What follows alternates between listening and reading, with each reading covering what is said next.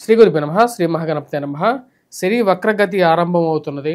శని వక్రగతి అది ఎటువంటి ప్రభావాన్ని చూపిస్తుంది అనేది మనం చూద్దాం. మనకు జ్యోతిష్యపరంగా శని వక్రగతి అనేది రాబోతున్నటువంటి జూలై 13వ తారీఖున ఉదయం 9:36 ఇది ఆరంభమవుతుంది. ఈ యొక్క వక్రగతి అనేది మనం గమనించినట్లయితే ఈ యొక్క వక్రగతి నవంబర్ 28వ తారీఖున ఉదయం 9:14 వరకు కూడా ఈ యొక్క వక్రగతి అనేది జరుగుతూ ఉంటుంది.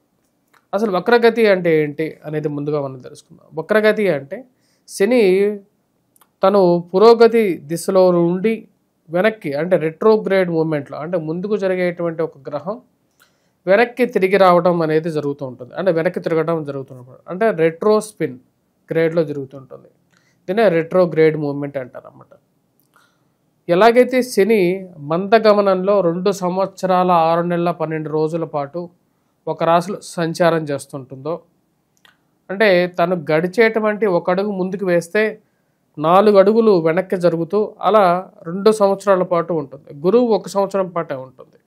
కానీ శని మటుకు మంచి శుభాన్ని ఇవ్వగలిగేటువంటి స్థానంలో ఉంటే తను 3 సంవత్సరాల పాటు అంటే 2.5 సంవత్సరాల పాటు దగ్గరగా 3 సంవత్సరాల పాటు తను ఒక మంచి ఫలితాన్ని ఇస్తూ ఆ యొక్క రాశిలో ఉండేటువంటి వారికి సకల ఐశ్వర్యాలని శుభ ఫలితాన్ని కూడా ఇవ్వగలుగుతాడు.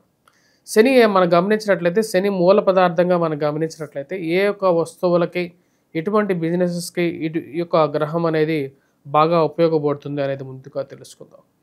శని ముఖ్యంగా మనం చెప్పాలంటే మెటల్స్ ఐరన్కి బాగా ఉపయోగపడుతుంది, స్టీల్, దాని తర్వాత అదేవిధంగా వృత్తిపరంగా మనం గమనించినట్లయితే కార్మిక కర్షక వృత్తులు ఏవైతే ఉంటాయో అంటే వడ్రంగి పనిచేసేటువంటి వాడు, వాచ్మెన్లు కానీ లేకుండా అంటే ఈ యొక్క మున్సిపాలిటీలో పనిచేసేటువంటి వారు, రోడ్ కాంట్రాక్ట్ పనులు చేసేటువంటి వారు, బిల్డింగ్ కన్స్ట్రక్షన్ చేసేటువంటి మేస్త్రులు, సివిల్ ఇంజనీరింగ్లో పనిచేసేటువంటి వారు, వాటితో పాటు ఇక బిల్డింగ్ కన్స్ట్రక్షన్ చేసేటువంటి కూలీలు, వీరందరి మీద కూడా తన యొక్క ఇన్ఫ్లుయెన్స్ అనేది వీటితో పాటు ఎవరైతే పెట్రోకెమికల్స్ వాటి మీద కూడా దీని యొక్క శని యొక్క ప్రభావం అనేది ఉంటూ ఉంటుంది. పెట్రోకెమికల్స్ మీద ఉంటుంది, ఆ యొక్క ఇండస్ట్రీస్లో పనిచేసేటువంటి వారి మీద కూడా ఈ యొక్క ప్రభావం అనేది ఉంటుంది. ఇక మరి అదే విధంగా స్టీల్ ఇండస్ట్రీస్లో పనిచేసేటువంటి వారు, building and roads and contractors పనిచేసేటువంటి వారి మీద కూడా ఉంటుంది. స్థానాన్ని బట్టేసేసి ఫైనాన్షియల్ ఇష్యూస్ మరి అదేవిధంగా వైవాహిక జీవితంలోనూ దీని యొక్క ప్రభావం అనేది శని యొక్క ప్రభావం అనేది ఉంటూ ఉంటుంది అన్నమాట. ఇప్పుడు జరుగుతున్నటువంటి వక్రగతి అనేది వచ్చినప్పటికీ మీనరాశిలో జరుగుతున్నది. మీనరాశిలో జరుగుతున్నటువంటి వక్రగతి రాబోతున్నటువంటి జూలై 13వ తారీఖు నుంచి మనకు 3 నెలల పాటు అంటే 3 నెలల కన్నా ఎక్కువగా మనకు వచ్చినప్పటికీ ఈ యొక్క దాటి ఒక వక్రగతి అనేది ఉంటుంది. వక్రగతి ముగించుకున్న తర్వాత మళ్ళీ పురోగతిలోకి మళ్ళీ శని అనేది జరుగుతుంది అన్నమాట. ఈ యొక్క వక్రగతి ముగిసిన తర్వాత ముగియక ముందు ఎటువంటి ప్రభావం చూపించబోతుంది ద్వాదశ రాశుల వారి మీద అనేది మనం ఇప్పుడు చూద్దాం. అదేవిధంగా వృత్తిపరంగా కూడా ఎటువంటి ప్రభావాన్ని చూపించగలుగుతుంది అనేది కూడా మనం క్లియర్గా తెలుసుకుందాం. మిథున రాశి వారికి ఎక్కువ శని వక్రగతి అనేది ఎటువంటి ఫలితాలు ఇస్తుంది అనేది చూద్దాం. శని వక్రగతి రీత్యా శని ఉన్న స్థానానికి ఇక మిథున రాశి వారికి ఉద్యోగపరంగా కొద్దిగా స్ట్రెస్ అనేది ప్రజెంట్ పీరియడ్లో ఉంది. ఆ యొక్క స్ట్రెస్ పీరియడ్ ఏదైతే ఉందో ఇక శని వక్రగతిలో కొంచెం రిలీఫ్ అనేది ఇవ్వగలుగుతుంది. రాబోతున్నటువంటి 13వ తారీఖున జూలై 13వ తారీఖు నుండి ఇక శని వక్రగతి అనేది మొదలవుతుంది. శని వక్రగతి రాజ్యస్థానంలో కేంద్ర స్థానంలో జరుగుతున్నప్పుడు ముఖ్యంగా వచ్చినప్పటికీ ఉద్యోగ పరంగా కొంచెం పదోన్నతి పొందటానికి ప్రమోషన్స్ పరంగాను మరియు అదేవిధంగా ఉద్యోగ పరంగా స్ట్రెస్ ఏదైతే ఉందో ఆ స్ట్రెస్ పరంగానే కొంచెం రిలీఫ్ అనేది ఉంటుంది. రాజ్యస్థానాల్లో కేంద్ర స్థానాల్లో జరుగుతున్నప్పుడు ఈ యొక్క ప్రభావం అనేది ఉంటుంది. అంటే చేసేటువంటి పనిలో కొంచెం మానసిక సంతృప్తి అనేది ఉంటుంది. ఇన్ని రోజులు మీరు పడుతున్నటువంటి కష్టం ఏదైతే పడుతున్నారో దానికి వేరే వాళ్ళు చేయాల్సినటువంటి పని కూడా మీరు చేయటం, ఎంత పని చేసినప్పటికీ కూడా ఇంకా పని చెప్పడం అనేది ఏదైతే ప్రక్రియ ఉందో ఆ ప్రక్రియకి కొంచెం ఫుల్ స్టాప్ పడటం, చేసేటువంటి పనిలో కొంచెం నిబద్ధత ఎక్కువ కలిసి రావటం, మీకు పనిని ఉన్నతాధికారులు గుర్తించటం, అది మానసిక సంతృప్తికి గల కారకంగా అవ్వటం అనేది మిథున రాశి వారికి కలిసి వచ్చేటువంటి ఒక పాజిటివ్ పాయింట్గానే చెప్పచ్చు.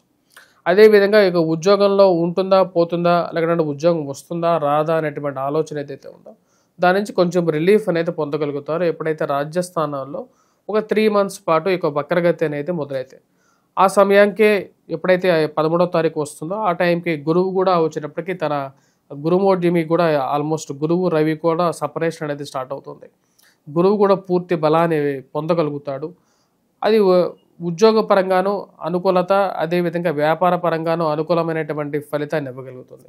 వ్యాపారం ముందుకు జరుగుతుందా లేదా, లేకపోతే ఈ బ్రాంచెస్ అనేవి ముందుకు వెళ్తాయా లేదా అనేటువంటి ఆలోచన మీమాంస ఏదైతే ఉందో కష్టసాధ్యమైనటువంటి ఫలితాన్ని ఇస్తున్నదో ఆ యొక్క ఫలితం నుండి కొంచెం బయటకు వచ్చి కొంచెం రిలీఫ్ అనేది పొందడం అనేది జరుగుతుంది. ముఖ్యంగా మెటల్స్లో ఇన్వెస్ట్ చేసినటువంటి వారు ఎవరైతే ఉన్నారో కర్షక వృత్తిలో ఉన్నటువంటి వారు, అంటే కష్టసాధ్యమైనటువంటి పొలం పనులు చేసేటువంటి వారు కానీ, వ్యవసాయం చేసేటువంటి వారు కానీ, లేకుంటే వ్యవసాయ బావుల దగ్గర కానీ, లేకుంటే వ్యవసాయ పొలాల దగ్గర కానీ నివసించేటువంటి వారు, మరియు అదేవిధంగా కెమికల్ ఫార్మాస్యూటికల్ రంగాల్లో పనిచేస్తున్నటువంటి వారు, ఈ civil and electrical mechanical engineering డిపార్ట్మెంట్స్లో పనిచేస్తున్నటువంటి వారి మీద, రోడ్ సివిల్ కన్స్ట్రక్షన్ కాంట్రాక్టర్స్ ఎవరైతే ఉన్నారో వారి మీద కూడా ఈ యొక్క ప్రభావం అనేది ఉంటుంది. ఈ యొక్క ప్రభావ రీత్యా ఎప్పుడైతే ఈ యొక్క ప్రభావం స్టార్ట్ అవుతుందో, అంటే 13వ తారీఖు నుంచి వక్రగతి స్టార్ట్ అవుతుందో, కొంచెం ఈ రాశిలో ఉండేటువంటి వారు కొంచెం రిలీఫ్ అనేది పొందగలుగుతారు. కొంచెం ఆర్థిక పరిపుష్టి, ఉద్యోగం దొరకటం, లేదంటే ఉద్యోగంలో కొంచెం ప్రెజర్ రిలీఫ్ అవ్వటం అనేది జరగటం అనేది ఒక మంచి పరిణామంగానే చెప్పవచ్చు. ఈ రాశిలో ఉండేటువంటి వారికి ఇదొక మంచి బెనిఫిట్గా చెప్పవచ్చు. కొన్ని సమస్యలు, చిక్కుముడులు ఏవైతే ఉన్నాయో ఉద్యోగపరంగా, ఆ యొక్క చిక్కుముడులు ఒక్కొక్కటి దానంతటా అదే రోల్ అవ్వటం అనేది ఒక మంచి పరిణామం. అదేవిధంగా ఇంట్లో కొంచెం ప్రశాంతమైనటువంటి వాతావరణం అనేది నెలకొంటుంది. వాటితో పాటు ఈ రాశిలో ఉండేటువంటి వారికి తండ్రితో కొంచెం మంచి అండర్స్టాండింగ్ ఏర్పడటం అనేది ఒక మంచి పరిణామం. జీవిత భాగస్వామితో కూడా సత్సంబంధాలు అనేది మెరుగుపడడానికి దోహదం చేస్తుంది ఈ 3 మంత్స్ పాటు. ద్వాదశ రాశుల వారికి ఇప్పుడు ఓవరాల్గా వచ్చేటప్పటికి శని యొక్క ప్రభావం గురించి మనం డిస్కస్ చేసాం. అసలు శని ప్రభావం నుంచి ఎటువంటి పరిహారాలు చేసుకోవాలి, ఎందుకంటే ఇక్కడ మనకు శని జనరల్గా వక్రగతి కాకుండా చూసుకున్నట్లయితే కొన్ని రాశుల వారికి బాగా యోగాన్ని ఇవ్వగలుగుతాడు. వాటిలో వృషభ రాశి వారు, దాని తర్వాత మకర రాశి వారు, దాని తర్వాత వచ్చేటప్పటికి మనం గమనించినట్లయితే తులారాశి వారు, ఈ 3 రాశులకి యోగాన్ని ఇవ్వగలుగుతాడు. వక్రగతి జరుగుతున్నప్పుడు ఏంటంటే కేంద్ర స్థానాల్లో ఉన్నప్పుడు కొంచెం యోగాన్ని అటు ఇటుగా ఇస్తూ ఉంటాడు, కొంచెం బెటర్ రిజల్ట్స్ ఇస్తూ ఉంటాడు. శని ప్రభావం జరుగుతున్నప్పుడు మిగతా స్థానాలు ఏవైతే ఉన్నాయో, అని 3 స్థానాలు కాకుండా మిగతా రాశుల వారికి మీద శని ప్రభావం అనేది ఉంటుంది. దాంతోపాటు రాహువు కూడా వచ్చేటప్పటికి ఇంచుమించు రాహుకేతువులు, రాహు మెయిన్గా ఇంచుమించు శని యొక్క ప్రభావం ఎంతైతే ఉంటుందో అంత ప్రభావాన్ని ఇస్తాడు. అంటే అర్ధాష్టమ స్థితిలో శని ఎలాగైతే ప్రభావాన్ని ఇస్తున్నాడో, అర్ధాష్టమ స్థితిలో రాహు ఉన్నప్పుడు కూడా అదే ఫలితాన్ని ఇస్తాడు. దానికే శనిబాత్ రాహుబాత్ అంటారు. అంటే ఇప్పుడు వృశ్చిక రాశి వారికి అర్ధాష్టమ శని పోయినప్పటికీ అర్ధాష్టమంలో రాహు వచ్చాడు, దాని యొక్క ప్రభావం అనేది ఈ రాశి వారికి ఉంది.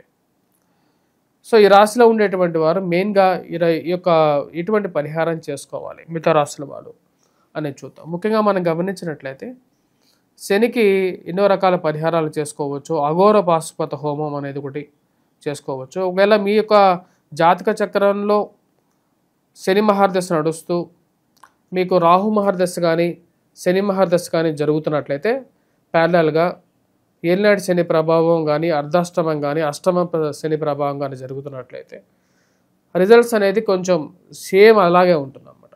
అంటే రాహు మహర్దశ కానీ శని మహర్దశ కానీ జరుగుతూ అర్ధాష్టమ శని, అష్టమ శని, ఏలినాటి శని ఇవి జరుగుతున్నట్లయితే మటుకు సేమ్ రిజల్ట్స్ ఉంటూ ఉంటాయి. అంటే కొంచెం నెగిటివ్ రిజల్ట్స్ ఎక్కువగా వస్తూ ఉంటాయి. అలాంటప్పుడు కంపల్సరీగా మీరు వెంకటేశ్వర స్వామి దేవాలయ దర్శనం చేసుకోండి. సింపుల్ రిజల్ట్స్ కావాలనుకుంటే డబ్బులు ఖర్చు పెట్టకుండా మీరే ఇంట్లో చేసుకునేటువంటి వాటి గురించి మనం ముందుగా డిస్కస్ చేద్దాం. వాటిలో వచ్చేటప్పటికి శనికి తైలాభిషేకం చేయండి. అది చేసే సమయం కూడా వచ్చేటప్పటికి శని హోరా సమయంలో చేయండి. ఒక రోజులో శని హోరా సమయంలో చేయండి. శనివారం పూట చేయండి. మరియు అదేవిధంగా ఒక నల్లటి గుడ్డ తీసుకొని దాన్ని 7 పాయలుగా దాన్ని విభజించి దాన్ని నూనెలో నానబెట్టి, ఆ నూనెను నానబెట్టిన తర్వాత నువ్వుల నూనెలో నానబెట్టిన తర్వాత శని ముందు దీపారాధన చేయండి. శనివారం పూట శనిహోరా సమయంలో చేయండి. ఇలా 7 శనివారాలు చేయండి. చేసేటప్పుడు ప్రతిరోజు తలస్నానం చేసి శనివారాలు చేయండి. శనివారం నాన్ వెజిటేరియన్ డ్రింక్స్ తీసుకోవద్దు. వాటికి కొంచెం దూరంగా ఉండండి. ఎందుకంటే శని ప్రభావం అనేది ఇంకా కొంచెం ఎక్కువ అవుతూ ఉంటుంది. లగ్జరీ ఐటమ్స్కి కొంచెం దూరంగా ఉండండి. శని లగ్జరీని ఎక్కువగా యాక్సెప్ట్ చేయడు. ఇవన్నీ చేసింటే ఇవి కొంచెం మీకు సింపుల్ రెమెడీస్గా ఉంటాయి. దాంతోపాటు నువ్వులు ఏవైతే ఉంటాయో నువ్వులు ఎవరికైనా దానం చేయడానికి దానిలో ఒక శీల వేసేసి ఇనప శీల ఎవరికైనా సరే బ్రాహ్మడు అక్కడ ఉంటే వాళ్ళు తీసుకుంటారు, వారికి దానం చేయండి. లేదా లేని పక్షాల్లో ఆ నువ్వుల నూనెతో కొనుక్కొని వచ్చి స్వామివారికి అభిషేకం చేయండి. మరియు వాటితో పాటు ఏదైనా దేవాలయంలో పాత ఇనుముని దానం చేయండి, స్టీల్ని దానం చేయండి. మరియు అదేవిధంగా గోధుమతో చేసినటువంటి రొట్టెలని నల్లటి ఆవులు ఏవైతే ఉంటాయో కపిల గోవులు అంటారు, ఈ యొక్క శనివారం పూట ఆ యొక్క ఆవులకి తినిపించండి. గోధుమ రంగులో ఉండేటువంటి ఆవులు ఏవైతే ఉంటాయో వాటికి కూడా తినిపించవచ్చు. లేని పక్షాల్లో ఈ యొక్క ఆవులకి చేయించండి. వీటన్నిటితో పాటు ఈ రాశిలో ఉండేటువంటి వారు ముఖ్యంగా శనివారం పూట నువ్వులతో చేసినటువంటి బిస్కెట్స్ కానీ ఇలాంటివి ఏవైతే ఉంటాయో వాటిని కూడా ఎవరికైనా పిల్లలు ఉండేటువంటి పిల్లలు ఎవరైతే ఆడుకునేటువంటి పిల్లలు నువ్వుల ఉండలు కానీ ఏవైతే ఉంటాయో ఆ నువ్వుల ఉండలని కూడా మీరు ఏం చేస్తారంటే వెంకటేశ్వర స్వామి దేవాలయంలో ఇచ్చి అక్కడ పూజ చేయించిన తర్వాత నువ్వుల ఉండలని అందరికీ పంచిపెట్టచ్చు. ఇలాంటి పరిహారాలు చేయడానికి ఎక్కువగా ప్రయత్నం చేయండి. వీటితో పాటు ఈ రాశిలో ఉండేటువంటి వారు ముఖ్యంగా వచ్చేటప్పటికి అఘోర పాశుపత హోమం అనేది కూడా ట్రై చేయొచ్చు. అఘోర పాశుపత హోమం శివాభిషేకం కూడా చేసుకున్నట్లయితే కొంచెం సానుకూలమైనటువంటి ఫలితాలు పొందగలుగుతారు. స్వస్తి.